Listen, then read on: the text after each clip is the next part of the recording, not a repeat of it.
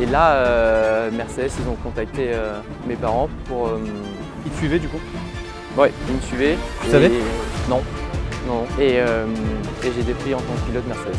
Même encore aujourd'hui, dire que tu es pilote Mercedes, l'équipe, une des meilleures équipes de F1, l'équipe, la meilleure de F1, je pense, c'est ça. C'est celle qui a le plus gagné ces dernières années avec Hamilton. Ouais. Et en plus, c'est la meilleure académie pour être en monoplace, donc ouais, c'est ouf. Si tu avais une question à poser à George Russell, ce serait quoi? J'ai pas de plan B, franchement.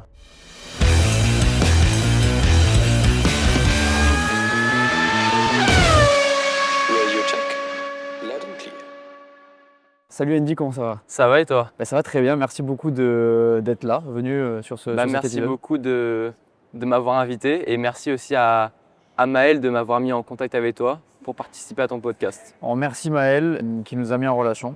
Merci Maël. On est ici donc pas dans un endroit habituel pour le podcast. On est au centre commercial des Trois Fontaines à Cergy. C'est le centre commercial qui va sponsoriser ce podcast. En fait, il y a un événement super cool au centre commercial sur cette période du 2 au 19 juillet où il y a des animations qui sont vraiment sympas. Il y a un simulateur de F1, il y a des tests de réflexes et des rencontres avec des pilotes. Il y aura Dorian Boccolacci qui va être là sur la période. Donc on est là sur cet événement dans le cadre de cette super opération que le centre commercial des Trois Fontaines à Cergy fait. Donc on les remercie de nous avoir. Ouais, merci beaucoup. Merci beaucoup on est bien. aux Trois Fontaines. On est bien. Pour ceux qui te découvrent, est-ce que tu peux te présenter? Je m'appelle Andy Consani. Ouais. J'ai 15 ans et je suis pilote de F4 pour l'Académie Mercedes. Tu as 15 ans, donc tu es né en 2010. On en parlait. 2010. On va en parler juste avant de prendre l'antenne. Ça a mis un petit coup de vieux. 2010, 15 ans, ouais. F4, pilote Mercedes. Okay, ça. On en reparlera. Tu viens d'où? Je viens de Aix-en-Provence. Tu t'entraînes là-bas, tu as grandi là-bas? J'ai grandi là-bas. Maintenant, j'habite au Mans. Ouais. Pour être à la FFSA, faire le sport, l'école là-bas. Mais toute l'année, je suis à Aix-en-Provence. Tout le temps à la même maison, jamais déménagé. En plus, j'habite avec mes grands-parents qui sont juste en bas de chez moi. Du coup, ouais, super cool. Tu habites avec tes parents et tes grands-parents? Ouais. Tout le monde est là? Ouais, en famille, tout le monde est là. Ok. Donc, et là, le fait d'avoir bougé au Mans, c'est pas trop... C'est compliqué parce que tu habites seul. Ouais. À 15 ans, tu dois faire manger seul. La vie seule est difficile quand tu es jeune et tu es éloigné de ta famille, de mes grands-parents, de mes parents et ça c'est dur. Mais au bout d'un moment, tu t'y adaptes et ça va. Et comment ça se passe? T'es en dortoir? Comment ça se passe? Non. J'ai déjà eu plusieurs personnes qui ont été justement à la FFSA Academy. Et du coup, on parlait de dortoir où il faut se coucher, il y a un couvre-feu et tout, c'est comme ça ou... Non. Ça, c'était les années d'avant. Ah ouais? Nous, il y a une résidence étudiante avec tous les mécanos. Il y a plein de mécanos.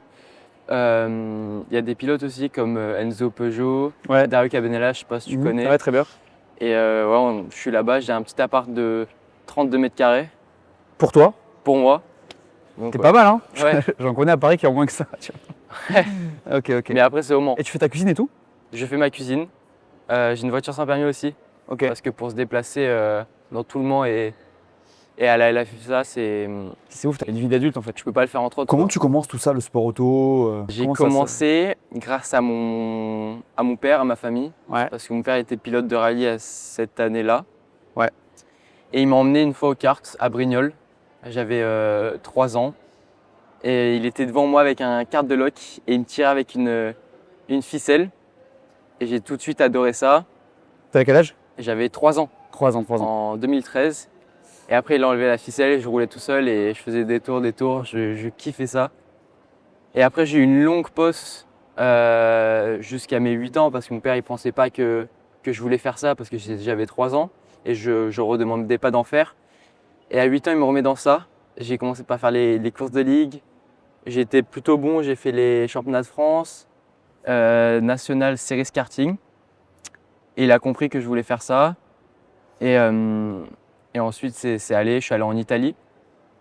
En karting, l'Italie, c'est le niveau international parce que tous les pilotes de F1 sont passés par là. Alors, j'ai fait le mini, la catégorie pour les petits. j'ai bien performé, je suis allé en OKJ, j'ai été pilote officiel Saudi Kart. Ouais.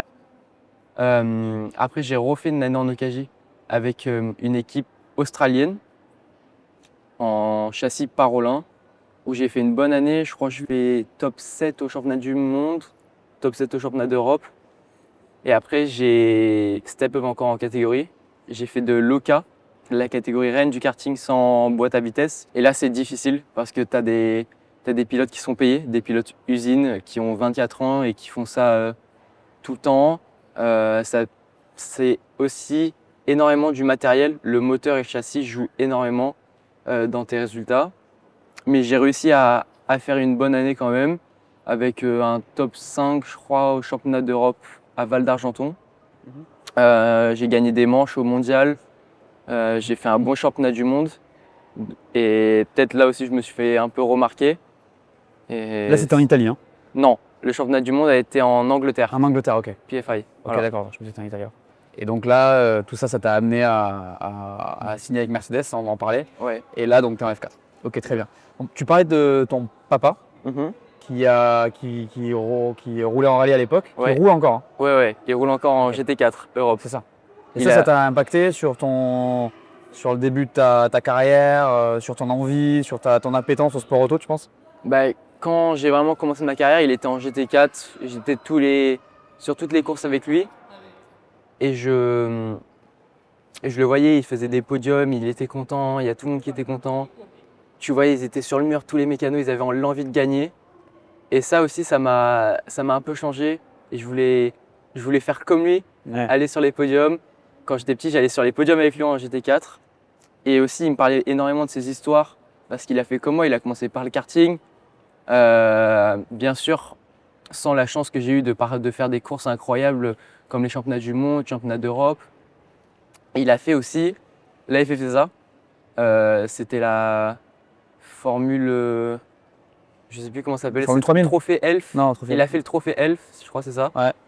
Et il a été qualifié. Et après, je crois il a pas fait la saison à cause de manque de budget, mais Ouais. il a vécu comme moi au Mans, juste en face de mon appart, C'est énorme. au lycée Sud. Et c'est surtout ça, ces histoires de formules en manque d'argent pour pas courir, Ouais. qui m'a fait donner aussi l'envie. Et lui, il t'a poussé, il te pousse encore? Parce que tu sais, t'as des pilotes qui ne veulent pas forcément que leurs enfants Non, fassent. Lui, il t'a poussé ou ça s'est passé non, comment? mon père il me pousse pas, il m'oblige à rien. Ouais. C'est moi je voulais, mais il est exigeant sur le sport, sur le travail, sur tout, ce qui est normal à mon niveau d'être en F4 France, ce qui n'est pas donné à tout le monde à cause du budget. Du coup, ouais, il exige énormément pour le sport. Voilà. Et là, il t'accompagne, il donne des conseils, Bah, il vient sur les week-ends? Ouais, il vient sur les week-ends. Et encore hier, on allait courir. J'étais mort, presque en train de vomir. Et il faisait que m'encourager pour que je sois plus fort. Donc il te Physiquement. mentor un petit peu, il te coach ça. un peu. Ouais. C'est important. Ça, c'est important, ouais. Ouais, parce que c'est vrai que tu te dis c'est quand même un plus d'avoir quelqu'un qui fait de la compétition, même encore à haut niveau, Oui, pour parce t'aider, que- même que ce soit pilotage dans la tête, surtout Ouais. dans la tête, t'as 15 ans quand même. Mais surtout oublie ça, hein. le pilotage. Et en fait, toutes les pistes que je fais là, il les a fait en championnat de France GT4. Et du coup, tous les petits tips, il me les donne, j'essaye. Et des fois, ça marche vu que c'est le petit tips de la piste qui fait que ça marche. Des fois, ça marche pas vu que c'est une trajectoire GT. Mais Ok. je suis toujours fier de l'écouter. Et quand ça marche, je suis encore plus fier parce que je dis c'est mon père qui m'a donné le conseil et ça marche. Alors, ouais, c'est toujours bien de l'avoir. Et il y a un type qui t'a donné une fois, qui t'a vraiment fait débloquer un truc ou c'est des petits trucs? Je me rappelle à Nogaro, il m'avait donné un tips pour faire une ligne. Ouais. Une ligne plus intérieure, plus trajectoire GT. Et ça a tout de suite marché. Et je faisais de plus en plus. Il me disait encore. Et ça marchait. Et jusqu'au point, ça reste nickel toute la course. Et c'est là où ça a bien marché. T'as Et... débloqué un truc quoi. Ouais, voilà, Ok, ça a débloqué ça, un c'est truc. cool, ça. Là en F4, ça se passe bien?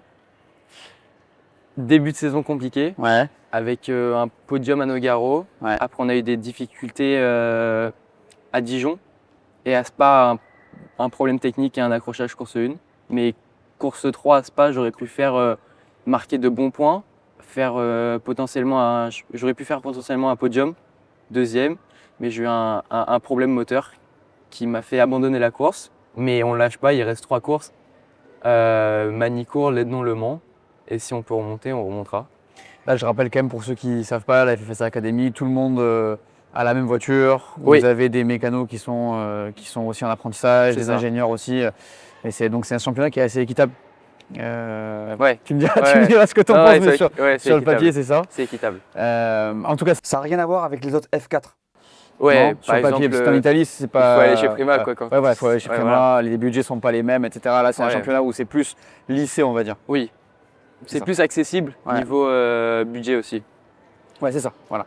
Et puis, tu as un accompagnement, je crois, si tu gagnes derrière, il y a un accompagnement. Si tu es premier français au championnat, t'intègres l'équipe de France. Voilà, c'est ça. Tu te sens bien dans le championnat? T'es comment parce que tu l'as dit, t'es seul, t'es au Mans, voilà, t'as des potes, ça se passe comment? Bah, ça se passe super bien dans le championnat, on s'entend super bien. En plus, j'ai un ingé privé que Mercedes m'a fourni qui s'appelle Arnaud Tanguy. On travaille super bien avec lui. Il me donne énormément de conseils, il me fait énormément progresser. Et bah, pour l'instant, ça se passe bien. Il faut que j'apprenne encore énormément de choses parce que je suis rookie, je suis tout nouveau en monoplace. Donc, ouais. Tu prends des conseils auprès des anciens de la F4 parfois, tu les croises, les Adrien David, les Sandro, les Isaac, Adjar. Tous les week-ends, il y a Adrien David qui coach. Ok. Donc, des fois, il donne des petits tips, mais pas vraiment. On l'a reçu ici, on l'a reçu sur le podcast. Ouais, j'ai vu. On a fait un petit podcast avec un super collègue Adrien. Ouais, il y a Enzo Peugeot qui coach un peu toute la FFSA. Qui donne beaucoup de conseils parce qu'il a déjà fait 2 fois le championnat et il a fait vice-champion sa dernière année. Du coup, très très fort. Et c'est toujours bien d'avoir des conseils avant de partir en course, quoi. Ouais, tu m'étonnes. Mais je savais qu'il coachait Adrien pour le coup. Je sais qu'il le fait même sur plusieurs catégories. Je n'étais pas sûr que c'était sur la F4, mais bon, tant mieux parce qu'il l'a gagné. Je crois que c'est le plus jeune de l'histoire. Oui. Donc c'est un gars qui va être de bons conseils. Sur la F4, pour finir, c'est quoi ton objectif là, cette année du coup? Cette année, j'ai pas vraiment d'objectif en position. Mon objectif à moi et que Mercedes, mon coach, m'ont donné, c'est de progresser, dans toute l'année progresser, faire mon bon driving, c'est-à-dire faire des bonnes courtes de frein, des bons remplissages, les bons points de frein. Progresser. Ouais, voilà, progresser et avoir un bon driving. Et si tu fais ça, le résultat viendra tout seul. Tu veux faire une deuxième année, tu sais ou... Je sais pas encore, ça sera Gwen et Stéphane Guérin qui décideront. Au niveau de ta vie, justement, tu dis que tu vis au Mans, tu es dans un appart, tout seul. Ça se passe comment pour les études? Les études, je fais le CNED. C'est l'école sur Internet. Bah, c'est bien parce que quand j'étais au collège, j'étais dans une école bilingue anglaise avec un gros niveau et je pouvais pas suivre parce que j'étais encore en karting et en kart j'avais 25 week-ends en Italie.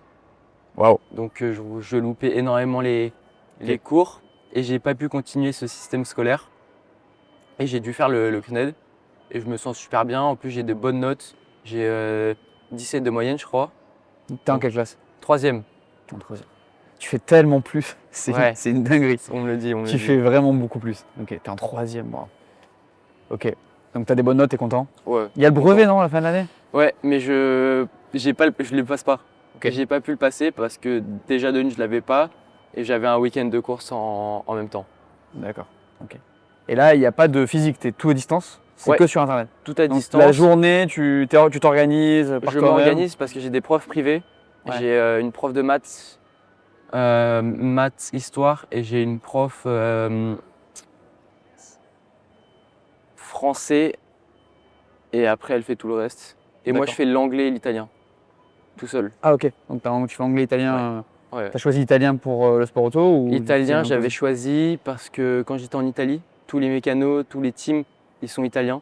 Ils sont tous basés en Italie. T'as pas pris allemand pour... Non, je savais pas encore. Et du coup maintenant je me débrouille super bien en italien J'arrive à avoir des conversations avec mes mécanos. Je parlais tout en italien avec lui. Sauf que maintenant, je pense que j'ai tout perdu vu que je roule plus en kart, je roule plus en Italie. Mais Ok. donc, Je me posais la question par rapport à tes études, parce que c'est vrai que tu disais, c'est pas du tout un mode de vie classique pour un jeune de 15 ans, quoi. ouais, T'as ouais, vraiment un mode de vie d'adulte, en fait, hein. T'es chez toi, t'es tout je seul, tu fais dirais ta pas ça, cuisine, bah, mais quand même. ça se rapproche, Il y en a ça se beaucoup qui rapproche. sont, tu vois, au moins d'étudiants post-lycée, quoi. Ouais. D'ailleurs, une question pour toi. Mhm. Est-ce que tu as l'impression d'avoir grandi plus vite que les autres jeunes de ton âge? Oui, j'ai l'impression des jeunes de chez moi, avec qui j'étais en cours avec eux, j'ai l'impression d'avoir pris plus de maturité. Parce que quand tu habites seul, tu fais à manger seul, et tu es dans le sport auto et tu es dans des discussions avec tes parents niveau financier, tu prends en compte les choses. Et je pense que j'ai pris pas mal en maturité comparé aux autres. Mais sinon, grandir plus que les autres, je pense un peu plus vu que j'habite seul, je fais à manger seul, je sais pas. En tout cas, j'ai pas l'impression en face de moi d'avoir un jeune de 15 ans. Enfin, tu vois, il y a plus de maturité, tu le sens quand même. Mais c'est Ouais. souvent le cas avec les pilotes. C'est marrant parce que même quand tu parles En fait, ça se vérifie à tous les âges, je trouve. Même quand tu parles avec Adrien, tu vois, David Oui, qui a 20 ans, t'as l'impression de parler avec un mec de 30 piges, tu vois, quand tu parles avec lui. Donc, je trouve que ça se vérifie, mais c'est assez intéressant. Après, voilà, quand tu compares avec des potes à toi, par exemple, d'avant, est-ce que tu sens une différence ou est-ce que c'est juste pareil? pareil, un peu plus de maturité, mais pareil. Bon, après, oui, j'imagine que vous n'avez pas les mêmes problématiques, quoi, tu vois. Ouais, ouais, bah oui. Moi, je dois tous les, presque tout le temps, je pense à la suite de ma carrière. Ouais. Qu'est-ce qui va se passer ensuite? Au budget, je pense tout le temps au budget. Du coup, oui, c'est de la maturité. Je prends tout le temps de la maturité, tout le temps, tout le temps.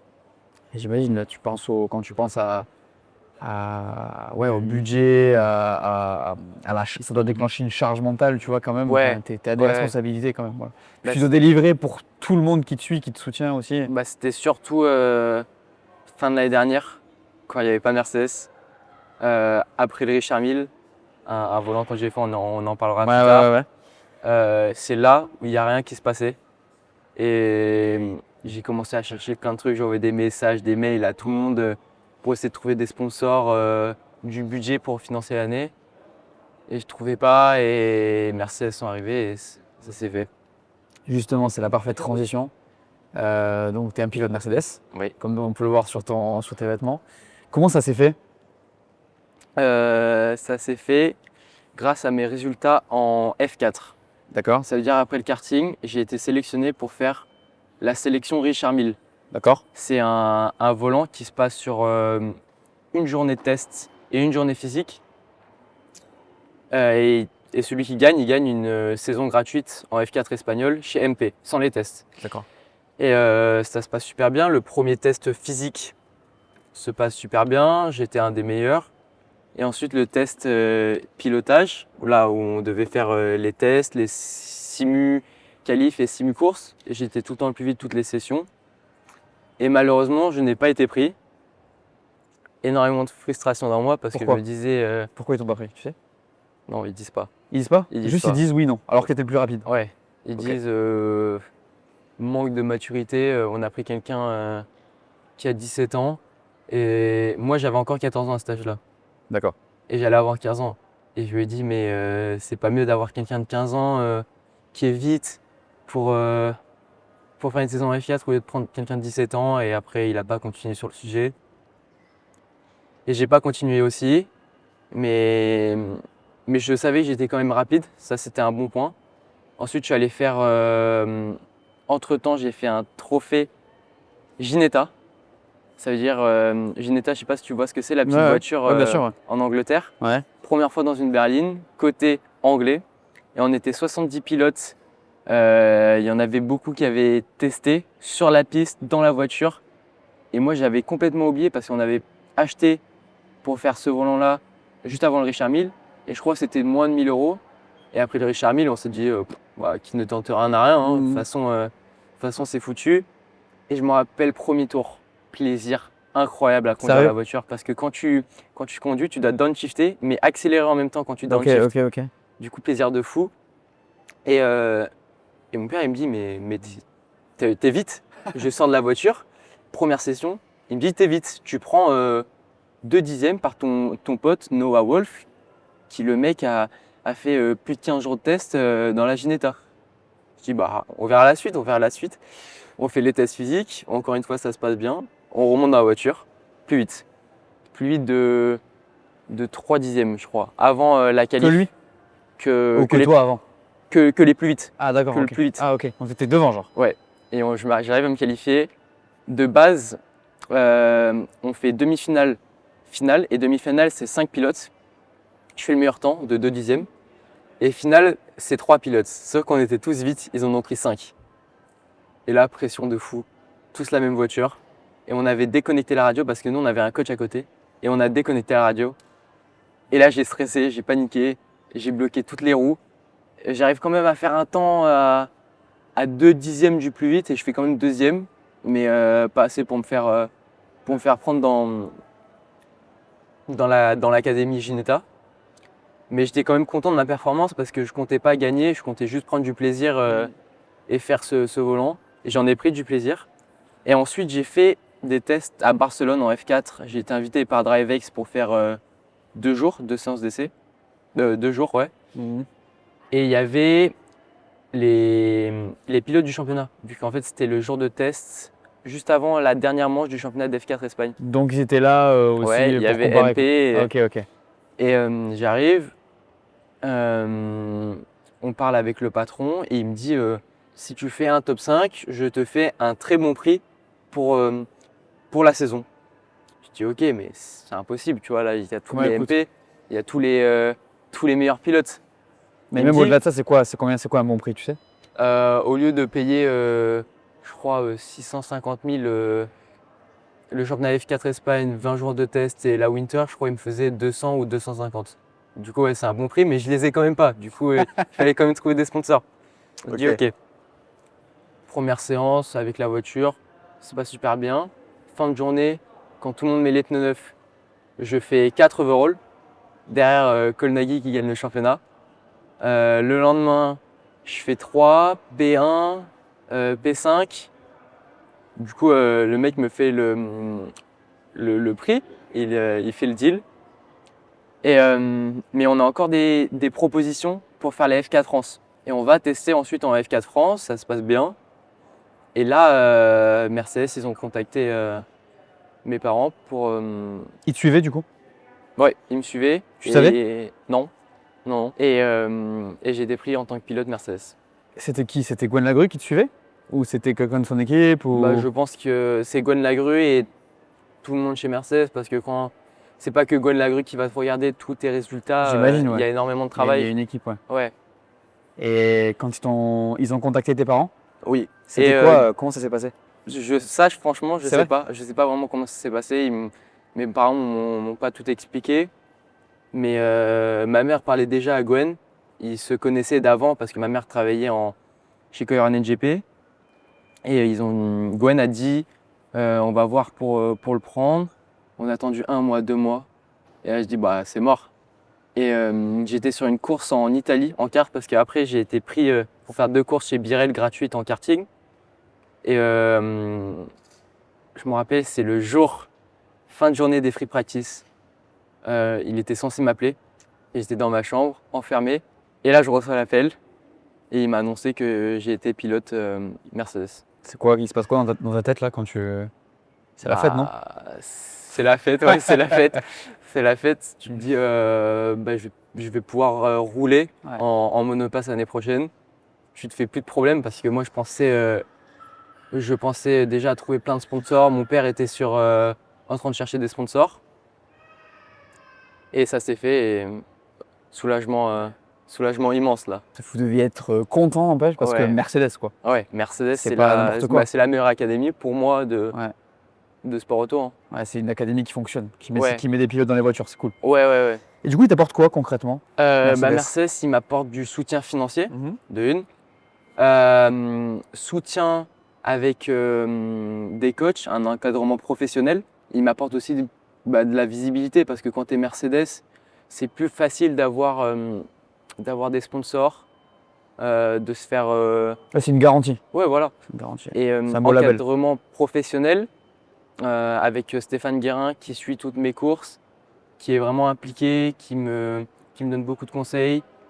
Ensuite, j'ai Arnaud Tanguy, mon ingénieur qui est là sur toutes les courses avec moi, qui me donne tous les conseils, qui est extrêmement bon dans les datas parce qu'avant il avait une équipe de Formule Renault et il était ingénieur avant chez Stéphane Guérin en plus, dans l'équipe de Stéphane Guérin, et il me donne énormément de conseils. Et j'ai aussi une coach mentale qui s'appelle Ingrid, qui m'aide à gérer mon stress, à gérer mes courses sur un week-end de course. Et ça, c'est Mercedes qui te le fournit? Oui. Ok. Donc c'est quand même un sacré accompagnement, c'est un truc. Ouais. Et ça, c'est inclus dans tout ce qui t'apporte quoi, en plus du financier. Ouais. Financier, c'est quoi? Ils prennent un pourcentage du budget, ils prennent une partie, genre, c'est ça? Ouais. Ça pas le total, mais une partie. Ouais. Tu dois quand même apporter des sponsors. Si je fais une bonne année, je crois on m'a dit ça.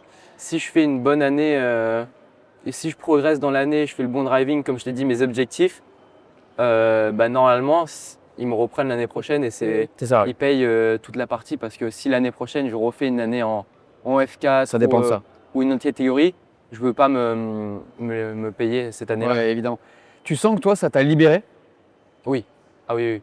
Ça m'a libéré parce que je pensais, je voyais mon père tous les jours, il se réveillait et il allait, parce que normalement c'est pas son job, mais il allait faire les cartons à Mayan pour envoyer des bidons d'huile aux gens. Il faisait les cartons et se réveillait à 6h du mat pour essayer de gagner un maximum d'argent possible. Ma mère aussi, elle travaillait énormément, elle contactait plein de gens, moi aussi, je contactais plein de gens.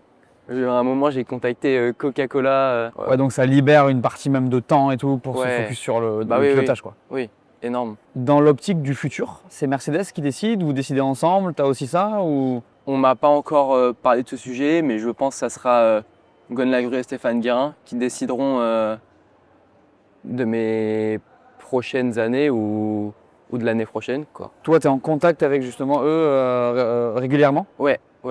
Avec Stéphane Guérin régulièrement. Okay. C'est quoi les échanges? On parle de mon week-end de course. Vous débriefez, ils donnent des conseils? Ouais, comment ça s'est passé? Ouais.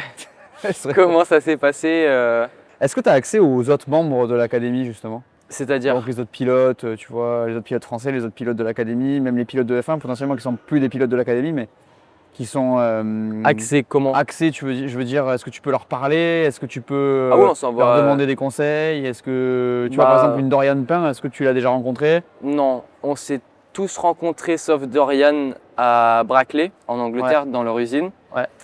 Mais sinon on se parle pas. Enfin du moins moi je parle avec aucun d'eux. Mais ils sont tous très gentils. Ouais.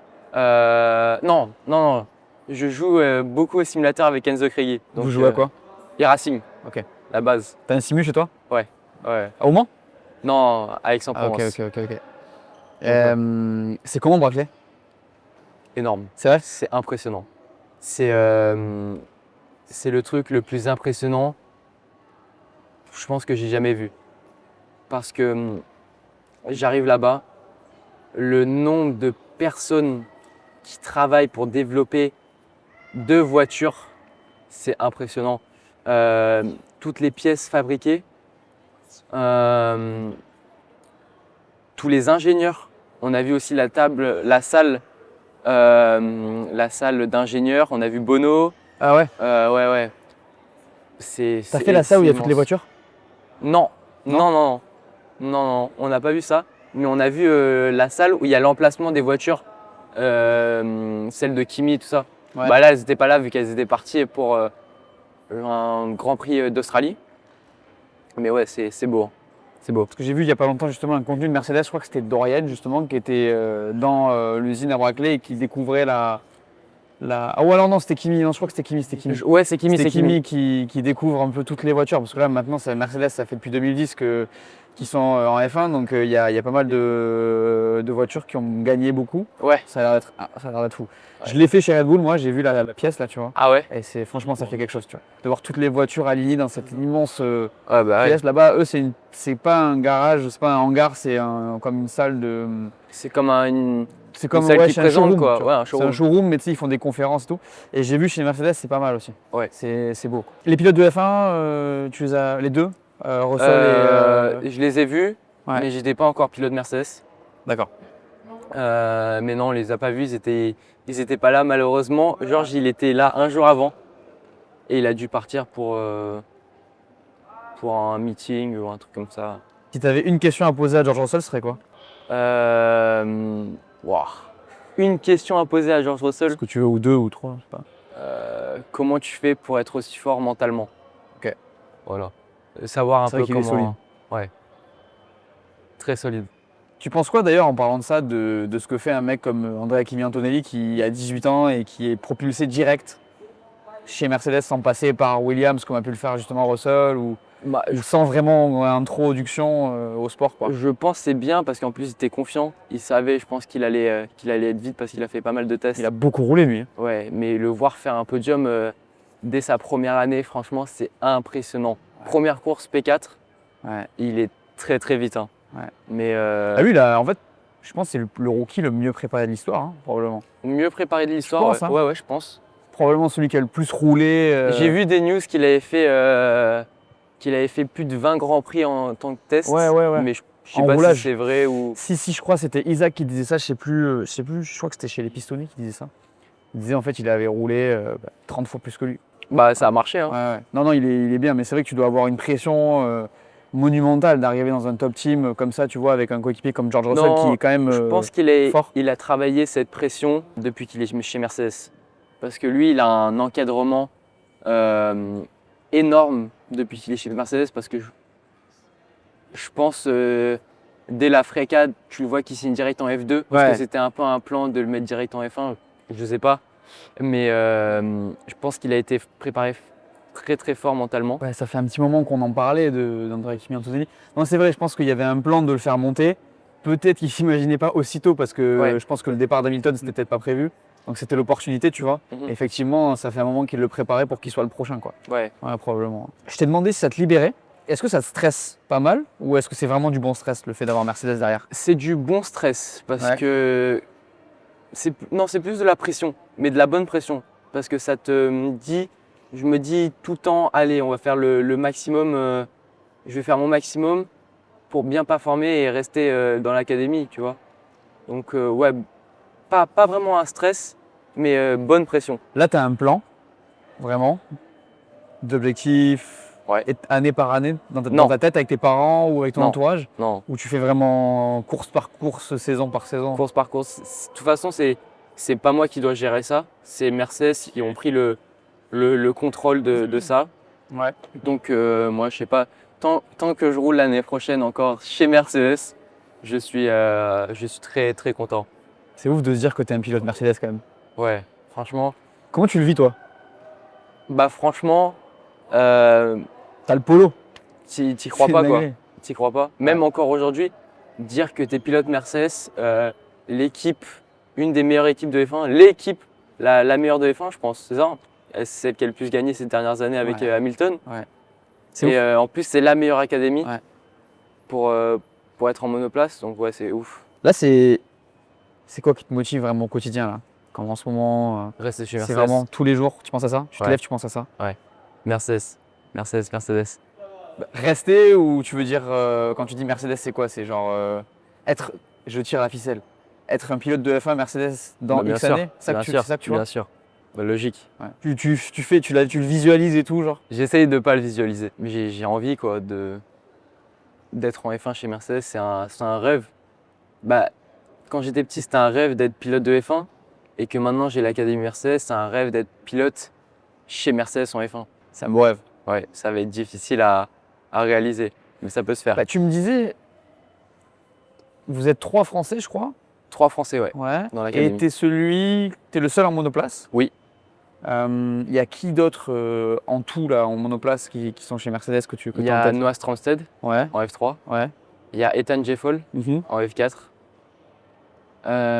Alex Powell en F4, Rachid Aldairi en Freca et Dorian Pain en F1 Academy. Okay. Ça fait quand même beaucoup. Faut rouler vite quoi. Bien sûr. Justement, par rapport à la F1, est-ce qu'il y a un pilote qui t'inspire? Antonelli. Franchement, là, cette année, c'est Ouais. toutes les courses, je suis devant la télé, free practice, qualif, je regarde que lui. Tu te projettes un peu? Ce qu'il a fait ce début d'année à 18 ans, c'est incroyable. Rien que le podium au Canada, la pole à Miami, même si c'est une pole sprint, c'est déjà beau. C'est vrai, ouais. En fait, tu sens qu'il y a quelques petites rookie mistakes encore, tu vois, comme là, il a fait C'est normal, c'est normal. en Autriche, tout à fait normal, évidemment. Un petit strike. Un petit strike, un petit peu de bullying. mais c'est vrai que sur l'ensemble de la saison, sur 12 courses, en plus, il n'a pas eu de chance parce qu'il a eu il a eu plusieurs DNF mécaniques et tout. Les trois courses ouais, à d'affilée, je Imola, crois. à Monaco, je crois aussi, et je sais plus où après. Donc tu sens quand même mais tu sens qu'il est solide, quand même, tu sens qu'il craque pas, quoi, le gars. Ouais. C'est assez ouf, surtout quand tu as un George Russell à côté qui tient la baraque comme jamais. Ouais. C'est assez impressionnant. Donc Kimi Antonelli, parce que j'imagine que tu te projettes un peu sur ce qu'il fait. Est-ce qu'il y a un autre pilote qui t'inspire plus dans le sens voilà, historique, un peu, un mec que tu admirais quand tu étais petit? Hamilton. Ouais. Hamilton qui a gagné tous les championnats toute mon enfance. En fait, à chaque fois que tu allumais la télé, c'est lui qui gagnait le Grand Prix. Donc ouais, il était super rapide. Et le voir gagner autant de championnats. Et en plus, il était dans une situation un peu comme moi, mais quand même beaucoup plus. Il a commencé le sport automobile sans budget. Ouais. Mais lui, sans budget, son père, il avait 3 travails. Moi, je suis quand même une personne, ça va, mon père et ma mère, ils ont beaucoup travaillé, ils ont quand même beaucoup de budget. Je viens d'une famille qui est pas pauvre, quoi. Et j'ai pu commencer dans de bonnes conditions. Mais c'est après arrivé au karting à l'international et après la monoplace, c'est impossible. être millionnaire. Mais je sais pas si c'est encore possible, tu vois, une trajectoire à la Hamilton. Tu vois, tu as Ocon aussi qui est un petit peu dans cette dimension-là. Je sais pas si c'est encore possible de partir d'être vraiment sans moyens, tu vois, et d'arriver à ce niveau-là. Je sais pas si c'est aujourd'hui, en 2025, c'est quelque chose qui est encore faisable, tu vois. Je me pose la question. Franchement, ça peut arriver, mais tu dois être le Ayrton Senna, quoi. Mais en fait, même en étant le Ayrton Senna en karting, si tu as le pire matériel en karting, tu peux pas gagner la course. Franchement. Parce que le karting, c'est tellement le moteur et le châssis qu'il faut vraiment être dans les petits papiers, avoir le bon matériel quand tu commences en kart. Et après, il faut juste défiler, gagner les courses et je pense que ça peut se faire. Mais déjà arriver à ce niveau-là de l'international, il faut une saison en karting à l'international, ça vaut 250 000. C'est énorme. Ah oui, c'est énorme. À moins que tu sois baqué ou multimillionnaire, c'est compliqué. C'est même pas compliqué, c'est impossible. En fait, ça paraît impossible, tu vois, même de l'extérieur. Mais c'est vrai, ok, ouais. En fait, Lewis, je comprends parce que vraiment, quand tu vois même lui, il raconte son histoire. Le père, tu le vois, tu sens que voilà, il y a eu un sacrifice, tu vois, une prise de risque énorme de sa part. Ça a bien marché. Ouais. Pour le coup. Ouais, mais tu vois, pour lui qui a bien marché, combien ont pas réussi, quoi, tu vois. Beaucoup. Ouais. Lewis, donc. Et dans d'autres disciplines, tu regardes le sport automobile en dehors de la Formule 1? Bien sûr, GT. Ouais. GT. Ton père, j'imagine, en GT? Mon père en GT, mais je regarde beaucoup le GT3. Ouais. Catégorie que je kiffe. Et j'aime bien Maro Engel. Marcello quand il était chez Mercedes. Parce que là, chez BM, ça gagne un peu moins que chez Mercedes. Et bien sûr, notre Kevin Estre, le monstre. Ouais, tu m'étonnes. Mais ouais. Moto, rallye, tout ça? Moto, j'adore regarder. Ouais. Je suis pas un fan, mais la discipline. En fait, je suis allé regarder pour la première fois des motos roulées sur un circuit au Mans. Ouais. Parce que j'ai entendu qu'elles roulaient. C'est quoi comme catégorie? Je sais pas, mais juste des motos. C'était les motos, ils préparaient les 24 heures du Mans. Ouais. Du coup, ça doit envoyer. Et je me suis mis à la chicane. Je sais plus comment elle s'appelle. Chemin au bœuf, je crois que ça s'appelle. La chicane, la petite chicane vite. Et en fait, ils arrivent sur le frein. On dirait que le mec, il va tirer tout droit, il va pas s'arrêter. Et la manière dont il se penche, la voiture, la moto, c'est des banjos. Ouais, c'est un truc de fou. Donc ouais, je suis admiratif de ce sport, même si j'ai pas vraiment de fan, je suis pas vraiment impliqué, mais je regarde quand même. Moi, j'ai été aux 24 heures moto. Ouais. Et il pleuvait. Ouais. Il y a eu genre 70 chutes. Ouais, des motos mortes, j'ai vu. C'est vraiment une dinguerie, quoi. Et même le MotoGP, c'est pas mal. Franchement, moi, je respecte énormément ces mecs-là. qui sont pour moi des barjots, mais dans le bon sens du terme, tu vois. Vraiment, les mecs, ils n'ont pas de carrosserie, ils sont tous opérés 20 fois, tu vois, ils sont tout cassés et ils y retournent, c'est des gladiateurs, tu vois. Ah, j'aime beaucoup la moto. Après, il y a d'autres sports que tu kiffes en dehors du sport auto ou... Le paddle. Le paddle, genre le paddle Ouais. avec la raquette? Ouais. Tu t'en fais beaucoup? J'en fais pas beaucoup. Mais en bien fait, quand j'étais petit, je faisais du tennis. Ouais. Et je me suis mis à ça et je kiffe, c'est trop bien. J'en fais quand j'ai le temps. Quand on est sur des week-ends de course. J'en ai fait la dernière fois pendant les 24 heures du Mans avec un pote à moi qui est venu voir la course. Et j'ai kiffé ça. Ça fait 2 ans que je kiffe ça et ouais. Paddle, j'aime bien aussi. Ouais. Moi, je fais du tennis aussi. Toute ma vie, j'ai fait du tennis. Ça n'existait pas avant le paddle. Enfin, ça n'existait pas. C'était vraiment, ça n'existait pas à l'époque, tu vois. Bah, j'aime bien aussi le tennis. Et c'est vrai que tu te régales. Mais c'est plus difficile le tennis. C'est moins. Ouais. Donc c'est moins accessible. Parce que le paddle, la balle, elle arrive moins vite, t'as plus le temps. Du coup, c'est plus hobby le paddle. Ouais. Même si quand tu regardes les parties des pros, ils sortent de la cage et jouer très bien au paddle, c'est pas évident. Ouais. Jouer pour s'amuser, c'est plus facile, on va dire. Et du coup, en dehors du sport, tu as des gens qui t'inspirent ou... On va revenir dans le sport, le simulateur. Ouais. Sur le simu, il y a un mec qui m'inspire, il s'appelle Chris Lulam. Okay. Je sais pas si tu vois qui c'est. Non. Il a commencé par le karting. Il a fait au championnat du monde, je crois, il fait un top 3. Et après, par manque de budget, il a arrêté, il s'est mis au simulateur. Ouais. Et il a rejoint l'équipe de Max Verstappen, la team Redline. Ok. Et il a gagné 24 heures du Nürburgring et tout. Mais après, tout le monde dit ouais, c'est que le simu, c'est que le simu. Et là, cette année, Verstappen l'a mis dans la GT3 du team Redline pour faire le programme Endurance et Sprint du GT World. Et il a fait 9e overall à Spa, aux 24 heures du Mans. Et il a gagné la catégorie Gold. 24 heures de Spa. Et il a gagné la catégorie Gold. Wow. Donc, tu vois comme quoi lui ça, il m'inspire beaucoup. Et aussi, Sébastien Job, je sais pas si tu as vu, non, j'ai pas vu la vidéo de Red Bull. C'est un pilote simu qui fait de la Porsche Cup. Et ils ont décidé de le mettre dans une vraie Porsche Cup avec le pilote Angleterre Porsche Cup. Et il le bat de 1/10, première journée. Je crois qu'il avait fait 2 jours en Porsche Cup. Ensuite, il allait à Spielberg faire la F1. Il a commencé par la F4. Je crois qu'il prend 1 seconde par la ref. Ensuite, il a fait la Formule Renault. Il prend 1 seconde. Et la F1, je crois qu'il est à moins de 2 secondes. Moins de 1 seconde 5. De quoi? D'un pilote qui roulait en même temps que lui, le pilote qui fait la ref. Attends. En F1? Ouais. Ils l'ont mis dans une Formule 1, une ancienne, j'imagine? L'ancienne, ouais. Ah, sur quel circuit? Spielberg. Mais arrête. Ouais. Je crois que c'est 1 seconde 5 ou 1 seconde 4. C'est pas mal, ouais. Ouais. C'est assez ouf. Et c'est un mec qui vient du simu à la base. Un mec qui vient du simu, complet. Waouh. Bah, tu vois, comme quoi, non. Je me souviens à l'époque, il y avait je sais plus quelle marque faisait ça, c'est pas Nissan ou un truc comme ça, qui prenait des mecs de simu qui faisaient une. Je sais pas si c'était Gran Turismo. C'est Nissan, ouais, avec à l'époque. Ouais. Le film Gran Turismo, là. Non, c'était avant. Okay. Je sais plus ils avaient fait une compétition où ils mettaient des pilotes de simu qui leur offraient une saison en fait. Ouais. Et ils se sont rendus compte que les mecs ils roulaient vraiment bien. Ouais. Bah, j'ai vu le film Gran Turismo. Ouais. Bah, moi, je trouve ça complètement ouf et tu vois, ça donne du crédit en tout cas aux pilotes de sim racing, quoi. Est-ce que, alors c'est une question chiante, mais est-ce que tu as un plan B si jamais tu ne peux pas faire de pilotage? Tu ferais quoi hors sport automobile? Même pas fort. J'ai pas de plan B. T'as pas de plan B? Franchement. Zéro. C'est sport automobile et je me pose même pas la question parce que je me dis si le sport automobile arrête, il va pas arrêter parce que tu peux tout le temps retrouver un plan, je pense, en rouler en même plus petite catégorie, tu peux quand même rouler. Et je me dis que si peut-être la formule s'arrête, j'espère pas, ça peut rebondir sur du GT ou. Il y a plein de possibilités et tu as une belle visibilité avec Mercedes, une bonne crédibilité. Ouais, mais tu as tout pour là. Mais faut que ça continue. Ouais. Bien sûr.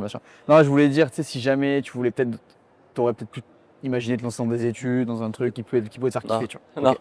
Est-ce que tu regardes tu m'as dit oui, mais j'allais te poser la question si tu regardais la F1 actuellement. Ouais. Tu regardes tous les week-ends? Pas tous les week-ends, mais cette année-là, franchement, je la trouve intéressante. Ouais. Parce que c'est la dernière année avant la réglementation change, c'est ça? C'est ça. Et toutes les voitures sont très très proches. Et les bagarres qu'on voit, on voit un Verstappen qui arrive à se battre pour les wins sans la meilleure voiture. On voit McLaren au top du classement.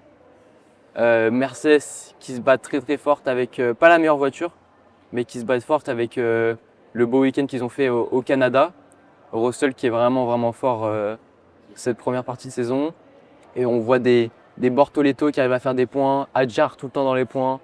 C'est fort ça. Ouais, ça c'est fort. C'est vrai que la saison elle est pas mal en vrai. Moi je disais tout à l'heure, avant qu'on commence, je disais ouais, c'est vrai que tu as même, tu vois, ça fait longtemps qu'on n'a pas eu, après 12 courses, le premier et le deuxième dans une victoire. Tu vois, dans 25 points, là il y a 15 points au moment où on se parle. On est juste avant le Grand Prix de Silverstone. C'est vrai que c'est une saison quand même qui paraît un petit peu flat parce que McLaren est quand même loin devant, tu vois. Donc t'as pas deux écuries qui se mettent sur la tronche, on va dire. Mais il y a pas mal de trucs qui se passent, notamment, tu vois, moi j'ai kiffé l'Autriche où les deux pilotes McLaren, je sais pas si tu l'as vu la course, pendant un relais entier, ça se met. Ouais, mais ils poussaient à mort, tu vois, ils étaient tout le temps limite, couteau en sortie. Ouais. Moi je kiffe trop ça. Quand deux mecs de la même équipe se battent comme ça sur la piste, que ça dérape pas, tu vois. Ça dérape, c'est un peu comme au Canada. Comme au Canada. Heureusement, il n'y a pas eu trop de dégâts. Mais tu vois là, effectivement, quand tu vois les deux, la défense de Norris, le Piastri qui lâche rien, moi ça me régale. J'espère que ça peut être comme ça. J'essaie de me dire que McLaren va réussir à les tenir comme ça jusqu'à la fin de la saison et qu'on va avoir un finish de ouf à Abu Dhabi, tu vois, à la 2016. Toi, tu avais 6 ans en 2016. Ah, la 2016 comme Rosberg. Ouais. Je m'en souviens très très bien. Le truc lunaire où Hamilton il le ralentit et tout, il le bloque à la fin pour que le mec se fasse dépasser ou fasse une erreur, c'est n'importe quoi. Moi vraiment j'adore. J'allais te demander si tu as un pilote qui t'impressionne particulièrement, mais tu as répondu un petit peu. Antonelli t'a dit. Ouais. Il y a quelqu'un d'autre Hamilton, j'avais dit. Hamilton, mais qui t'impressionne, genre. Isaac, peut-être. Antonelli, franchement. Antonelli, okay. ouais. Il m'impressionne. Même avec tous les tests qu'il a fait, il m'impressionne. Surtout, j'aime bien sa manière de parler aux médias. Il s'exprime très très bien. Ouais. Il est fort mentalement. Il est fort sur la piste aussi. Ouais, il est bien. Tu sens qu'il est bien. Tout est carré, quoi. Ouais, tout est préparé, tu vois. Toi, tu t'intéresses à l'histoire de la Formule 1, l'histoire du sport auto, ou tu vis ton époque, genre 100%? Tu vas creuser un petit peu dans le passé, regarder des grands prix de l'époque? Ouais, j'ai regardé le film Prost Senna et je me suis plus intéressé du coup à l'ancienne génération, Senna, Prost. Ouais. Et tu regardes ce qu'il faisait avant, c'est impressionnant. Ouais, c'est ouf. Surtout Senna, C'est vrai? Ouais. Est-ce que c'est le fait que le pilote ait à l'époque un petit peu plus de marge sur la performance globale entre la voiture et le pilote, sachant qu'aujourd'hui on est dans une période quand même où c'est très les ingénieurs, tu vois, on parle beaucoup à la radio. À l'époque c'était plus le pilote qui s'exprime, même si je pense que c'est toujours le cas aujourd'hui, tu vois ce que je veux dire. Mais quand tu vois Senna, en fait il pousse toute la course. Ouais. Tu vois, c'est pas comme au Grand Prix de Monaco, tu back le mec, ça. Ouais. Oui, il push non-stop en fait. Ouais, non-stop. Ouais. C'est tour de qualif après tour de qualif, ça gère pas quoi. Ouais, et en plus talon point, tu vois, ils sont là comme ça. Ouais. Le bruit que ça fait. Ouais. C'est vrai que les caméras embarquées des années 90. Ah, moi j'adore. Elles sont grésillées et tout, j'adore. À Monaco, là, je me souviens, il y en a une à Monaco de Senna, elle est complètement lunaire. Même au Brésil, je sais pas si tu as vu ça, mais en 91, au Brésil, il bloque en 6ème, il finit, il gagne et tout. Enfin, aujourd'hui, ce serait impossible. Je pense. Et à la fin, il sort, il est crampé complet. T'as vu, il crie. Il le sort de la voiture. Enfin, ça, c'est vraiment des trucs. C'est pour ça que je te demande, parce que toi, t'es 2010, t'as 15 ans. Je sais pas si le réflexe, vu toute la Formule 1, toute la communication qu'il y a aujourd'hui, le réflexe aurait été d'aller creuser, mais effectivement, pour comprendre le sport. J'ai une question marrante. Si ce week-end, on te proposait de rouler avec une des voitures qui est sur la grille, là aujourd'hui, tu prendrais laquelle? La Mercedes. C'est une vraie question. En fait, c'est une vraie question parce que la McLaren elle est tellement au-dessus, tu dis putain, c'est des rails, mais tu prendras la Merco, évidemment. Mais je prends la Merco, direct. tu veux pas répondre à autre chose, mais en fait, elle est pas mal. La Mercedes, je me demande ce qui se passe parce que, enfin, on sait ce qui se passe, mais c'est vrai qu'elle est tellement vite sur quand il fait frais, tu vois, et il galère tellement quand il fait chaud, comme en Autriche. J'ai hâte de voir ce week-end. Bon, je le répète, on est à. Ah, mais il va pleuvoir, j'ai vu sur ta story. On est juste avant Silverstone et il se peut qu'il pleuve. J'aimerais trop voir une victoire d'Antonelli en fait. Bah, il a gagné sous la pluie l'année dernière en F2. Hein. Ouais. Ça peut J'aimerais beaucoup voir. Justement, on parle des circuits. C'est quoi ton circuit préféré? Spa, il était beau. Mais après, j'en ai pas fait. T'as roulé dessus? Ouais, j'ai roulé dessus. C'était ma dernière course il y a 2 semaines. Ouais. Et c'est le seul circuit J'ai fait Barcelone aussi, mais c'est les seuls circuits que j'ai fait. Et de l'extérieur, sur ceux même en comptant ceux sur lesquels tu n'as pas roulé? Sur l'extérieur, c'est dur de dire parce que tu en as tellement, t'as tellement de circuits. Je dirais Brésil. Brésil, il est beau. J'adore. J'aime bien. J'aime bien sur le simu. Ouais. Je suis vite en plus. C'est vrai? Ouais. Moi, j'adore Brésil aussi, le dévers, la piste Ouais. étroite, tu vois, l'immense ligne droite en montée comme ça, c'est vraiment. Il va avoir l'ouek là dans. Ouais, Bonne semaine. ouais. Non, c'est ouf. Honnêtement, c'est un de mes préférés aussi, j'aime beaucoup Suzuka. Ouais. Pour piloter, moi je l'ai fait que sur Simu aussi, mais c'est vrai que les S et tout, le premier virage. Un peu dangereux quand même. Un peu dangereux? Bah, avec les morts qu'il y a eu. Ouais, en fait, si tu veux, ouais, dès qu'il pleut, un petit peu dangereux. Mais c'est pas aussi, hein. Ouais. C'est pas aussi dangereux. T'aimes bien les circuits urbains? Comme en ville, Ouais. Monaco, ça me ferait kiffer de rouler dessus, franchement. Mais après, je sais pas ce que ça peut donner. Je me dis peut-être premier tour, je me prends le mur. Ça, je pense que c'est tellement dur de s'imaginer. En fait, j'arrive pas à m'imaginer sur un circuit en ville. Macao, si ça fait kiffer de le faire en plus, à la fin d'année, il y a le Grand Prix de Macao en F4 avec la Migale que je conduis. Ça, je le fais. Ce serait cool ça. J'ai- Légendaire j'aimerais- Macao. J'aimerais. Ouais, Légendaire Macao. ouais, Moi je kifferais trop le couvrir, aller faire un truc à Macao, tu vois. ouais. Euh, En plus, tu vois, les courses, c'est beau à voir, hein. Les ouais. courses de GT aussi. Parce que la course l'année dernière, je crois que c'est l'année dernière de Freka qui a eu dessus, ouais, c'est un peu boring, ils se mettent juste dans le mur. Mais tu regardes le GT, ça se dépassait bout d'une droite parce qu'après ça peut plus se dépasser. Mais c'est beau. Ouais, Macao, j'aimerais trop le faire. Ouais, c'est très très sympa comme circuit urbain. On l'oublie en plus, tu sais, on est tellement Ouais, bien focus sûr. sur la Formule 1, on oublie Macao, mais c'est un classique quoi. Je demandais plus, tu sais, parce que maintenant, notamment sur la Formule 1, on rajoute pas mal de circuits urbains. Tu as vu, il y a Madrid qui arrive, il y a Bakou qui Ouais. est là depuis un petit moment maintenant. Tu sais, c'est des circuits un petit peu urbains, semi-urbains, tu vois, qui arrivent, qui prennent un peu la place des circuits classiques. C'est pour ça que je te posais la question. T'as jamais roulé sur un circuit comme ça? Les circuits urbains, non. Moi, je préfère les circuits plutôt classiques. Je suis pas contre le fait qu'il y en ait, j'ai juste pas envie qu'il y en ait trop, tu vois. Ouais. J'aime bien les Là, circuits. là qui c'est sont- bien là, comme ça. Ouais, plus ça serait relou. Faudrait Ouais, voir ouais. si Madrid c'est bien ou pas. J'ai vu le on-board virtuel. Ouais, et c'est pas. Je sais pas, je suis pas trop hypé, tu vois. Ça peut doubler, j'ai pas vu moi. Je crois pas. Franchement, ça va être compliqué. Il n'y a pas de trop de ligne droite et tout. Je sais pas.